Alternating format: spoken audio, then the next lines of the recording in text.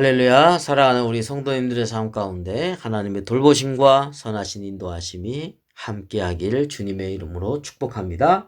오늘 우리가 함께 보실 말씀은 잠언 30장 15절부터 17절 말씀이 되겠습니다. 15절 보겠습니다. 거머리에게는 두 딸이 있어 다오다오 하느니라. 네.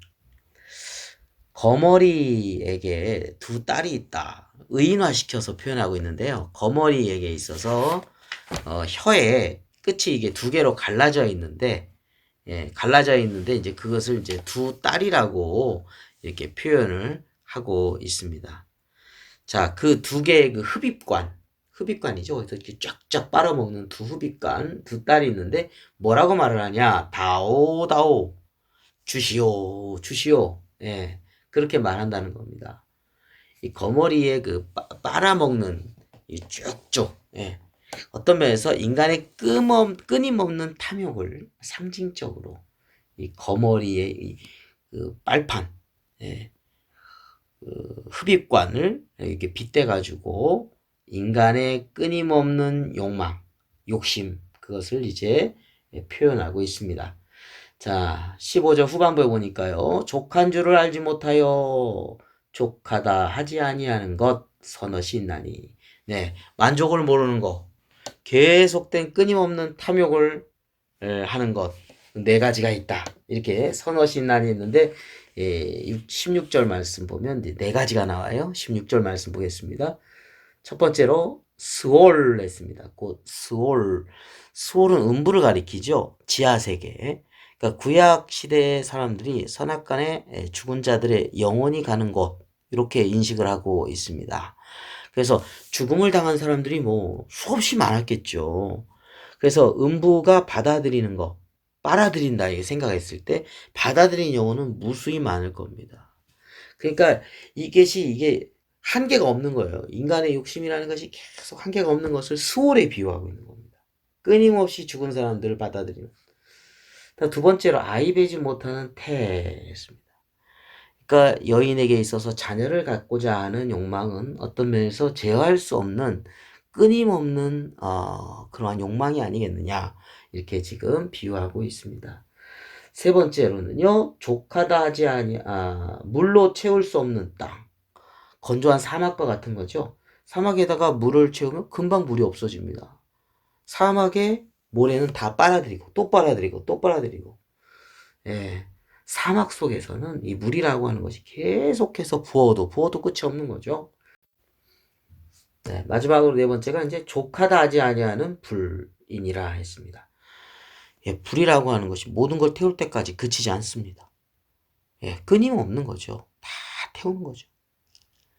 자, 그래서 인간 탐욕의 어떤 위험성을 경고하는 그런 예로서 탐욕이라는 것이, 예, 수월, 악이 되지 못한 어떤 물로 채울 수 없는 땅, 건조한 땅이죠.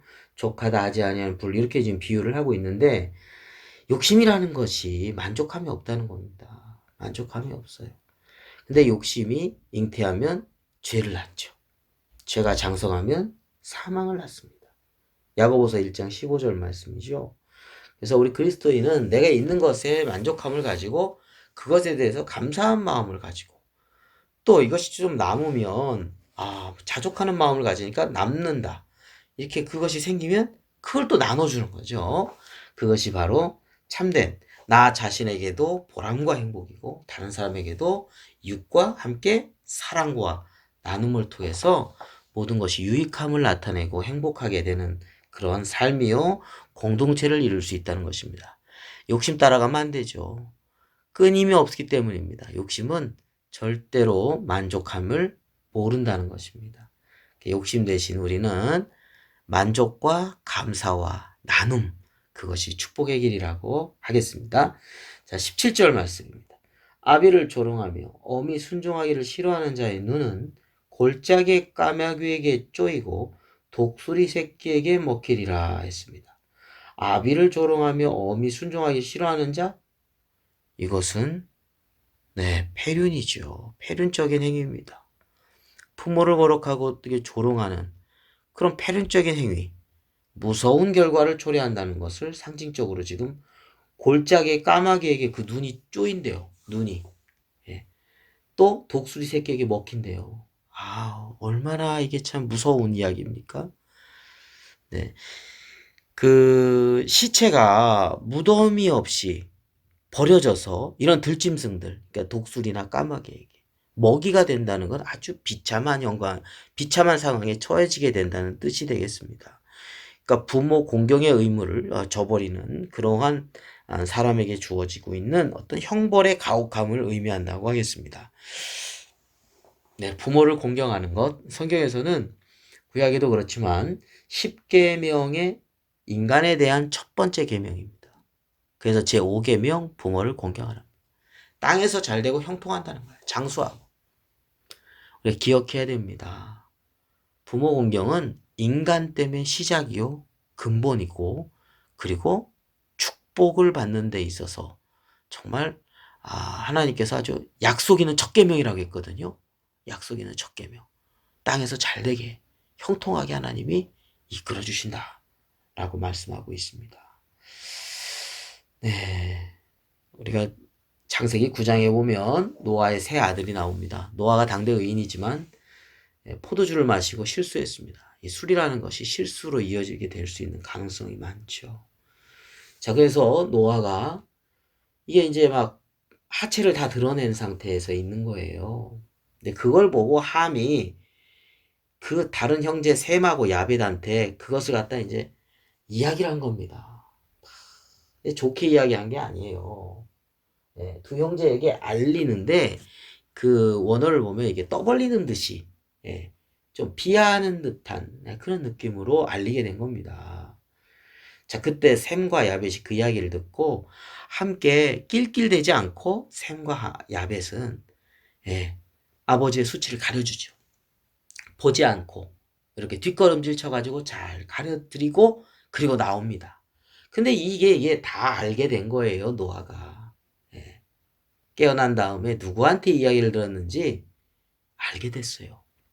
그리고 나서 축복의 메시지를 누구한테 주냐면 셈과 야벳에게 축복을 합니다. 그렇습니다. 오늘 우리 가정마다 요새 참 어렵죠. 윤리도 무너져 가고 있고요. 부모도 자녀를 또 잘 해야 되고 그렇지만 우리가 자녀로서 부모에게 잘하는 것 일륜 때문에 시작이라고 하겠습니다. 그리고 약속에는 첫 계명 축복이라고 하겠습니다. 우리 사랑하는 성도님들의 가정이 다 자녀들이 부모를 공경하고 그 가정에 축복이 임하는 복된 가정들이 다 되시기를 축원합니다. 욕심은 끝이 없습니다. 그러나 자족하는 자가 참 복된 자입니다. 만족하고 서로 나누고 서로가 서로에게 유익함을 줄 수 있는 그러한 삶이 되시기를 또한 주님의 이름으로 축원합니다. 기도드리겠습니다.